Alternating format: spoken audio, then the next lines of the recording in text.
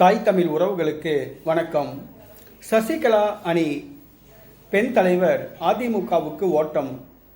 சசிகலா அணி பெண் தலைவர் அதிமுகவுக்கு ஓட்டம் என்ற தலைப்பில் இந்த காணொளியை காண்கிறோம். சசிகலா முன்னாள் முதலமைச்சர் செல்வி ஜெயலலிதாவின் தோழி சசிகலா. செல்வி ஜெயலலிதாவின் மறைவுக்கு பின்பு அதிமுகவின் பொதுச் செயலாளராக பொறுப்பேற்றார். ஆனால் ஓபிஎஸ் சசிகலாவுக்கு எதிராக தர்ம யுத்தம் தொடங்கினார். சசிகலாவுக்கு எதிர்பாராத விதமாக சிறை தண்டனை கிடைத்தது. சிறை தண்டனை முடித்து அவர் வந்த பின்பு அதிமுக அவரது கையை விட்டு போனது.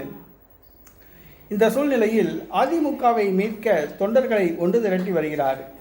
தற்பொழுது சசிகலா அணியின் மூத்த பெண் தலைவர் அதிமுகவுக்கு ஓட்டம் பிடித்துள்ளார். சசிகலா அணியின் பெண் தலைவராக இருந்தவர் வெண்மதி சசிகலாவின் வலதுகரமாக இருந்தார். சமீபத்தில் சசிகலா செய்தியாளர்களிடம் பேட்டி கொடுக்கும்போது கூட அவர் அருகில் இருந்து சில முகபாவனைகளை செய்து சசிகலாவை நக்கல்படுத்துவது போன்று இருந்தது.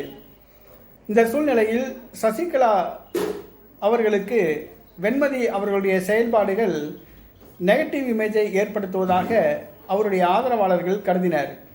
இந்த சூழ்நிலையில் வெண்மதி அவர்களுக்கு சசிகலாவின் உறவினர் இனிமேல் சசிகலா செல்லும் இடங்களுக்கு செல்லக்கூடாது என்று கட்டளையிட்டுள்ளார்.